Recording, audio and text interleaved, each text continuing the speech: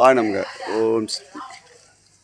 நம்ம கம்மலில் இந்த வருஷம் ஆயுத பூஜைக்காக படைக்கிறதுக்கு வண்டிகளை நிறுத்தி வச்சுருக்கு.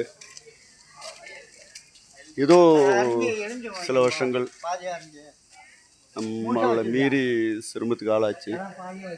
பார்ப்போம், நல்லது செய்தால் நல்லது நடக்கும்ன்றோம். அம்பாள் ஐயன் கை கொடுத்து அருள் புரிஞ்சால் மேலும் வளர்ச்சி வரலாம்.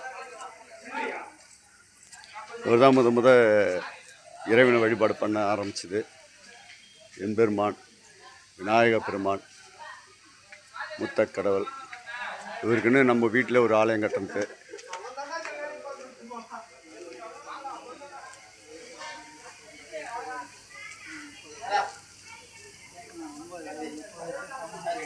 சுமார் ஒரு 30 ஆட்டோ இருக்கும் ஏற்கனவே. இப்போ ஆட்டோலாம் குறைஞ்சிச்சு. பார்ப்போம்.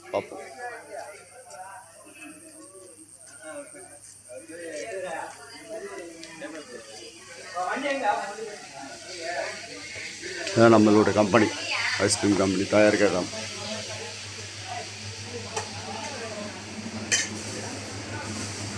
இதுதான் ஓனர் அம்மா.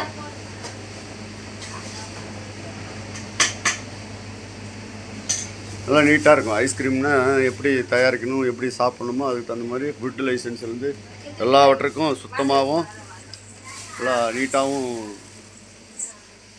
செஞ்சுருக்கோம்.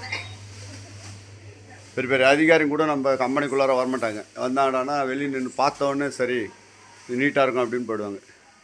ஃபோன் பண்ணுவாங்க, ஐயா எப்படி இருக்குது கம்பெனி அப்படின்னு கேட்பாங்க. நானும் கொஞ்சம் வெளியில் இருந்தேன். ஓகே, அருமையாக இருக்குது, நீங்கள் வேணா வந்து பாருங்கள் அப்படின்னு சொன்னால் போதும். இதுக்கு பார்க்க மாட்டாங்க. ஏன்னா அந்த அளவுக்கு சுத்தமாகவும் நீட்டாகவும் வச்சுக்குவோம்.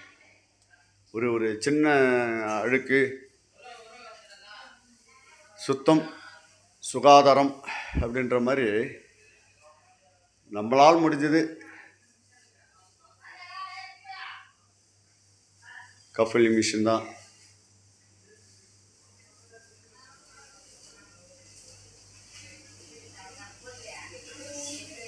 இந்த அளவுக்கு வளர்கிறதுக்கு நான் பட்ட இன்னல்களும் கஷ்டங்களும் ஒரு பிறவி அல்ல, பல பிறவிக்கு உண்டான கஷ்டங்கள் பட்டிருக்கேன் இந்த கம்பெனி இந்த அளவுக்கு உருவாக்குறதுக்கு. ஏதோ என் காலம் சூழ்நிலைகள் என்னை உருவாக்கின அங்காள பரமேஸ்வரி அம்மன் அழைச்சி கொண்டு போயிட்டாங்க. அதனால் எல்லாம் பார்த்துக்கொள்வோம். மகிழ்ச்சியான தருணம்.